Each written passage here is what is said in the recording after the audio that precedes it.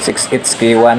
Ang problema dito ay membro ng tagapatay ng lamok ang sasakyan na ito at walang puwersa. Ating paminawin sila Michael Mechanic at ang driver. Wala po siya check engine, oh. Wala po siya check engine, pero kita niya naman na walang puwersa. Kaya walang check engine, pinatay na ng unang teknisyan na gumawa dito.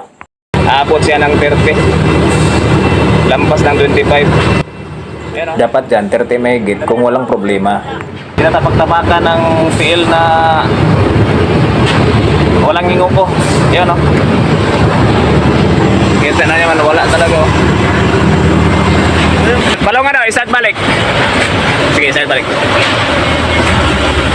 Ayan, madali naman siyang pandarin. Kaso napakausok niya, makahalatang may bunot, saka walang persa. Ayan, kita niya naman na di masyadong mausok. Pan yung truck, kahit na naka-minor. Ayan, oh. Halatang marami silang bunot.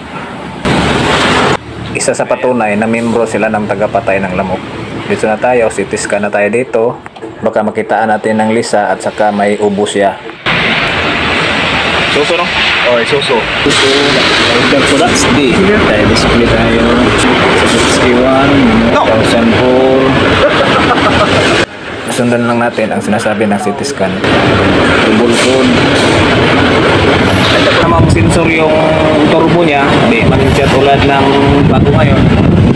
Itong ghost pressure sensor niya, ibig sabihin niya tsaka P0234, alam rin yan yung dalawa. Ganun pa rin ang kalabasan, ghost pressure sensor.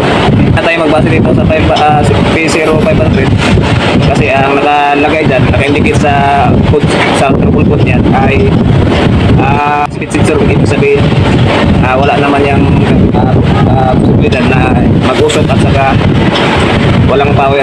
Dito lang tayo mag-focus sa binigay na dalawa, map pressure sensor. Yun lang muna ang papalitan natin. Baka magtaka kayo, hindi turbo boost sensor ang papalitan natin, kundi map sensor. Inisa lang kasi sa unit na ito ang map sensor at saka turbo boost sensor. May ibang sasakyan na separate ang turbo boost sensor at saka map sensor. Napalitan natin map sensor niya.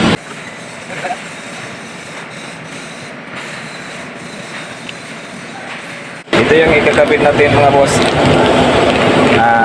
Ayan, may 8. Ibig sabihin, isuso na part number 8 at saka 9. Ito yung luma, mausok at saka walang pwersa.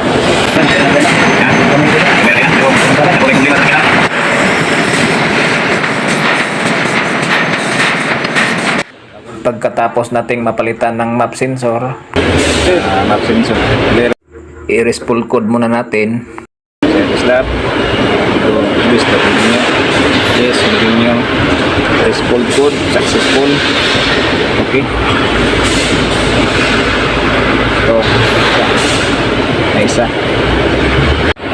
Yung isa na naka-indicate, P0650.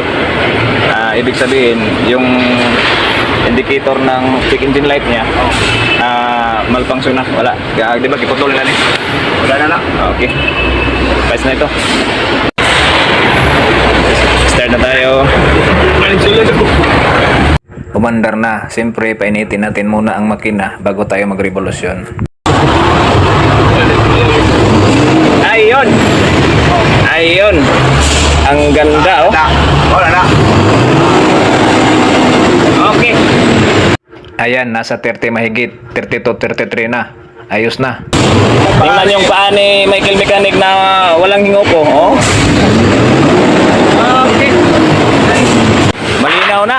Tayo, wala na. Atras abante na tayo at magkalaman. Ayan, okay na. Wala na siyang usok. Ayan guys, okay na. Malakas ng persa.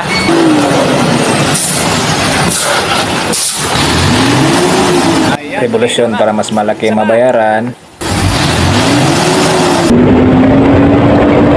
Practice na tayo. Okay na persa pare? Okay na. okay na, nalampasan na namin ang mga sidecar. Patay mo sok. Hindi, naghalos ka daw sa lawas. Hindi ka na away. Way tarka. Dito ka daw. Okay, nakathumbs up na yung kamay na may gloves. Kumbate.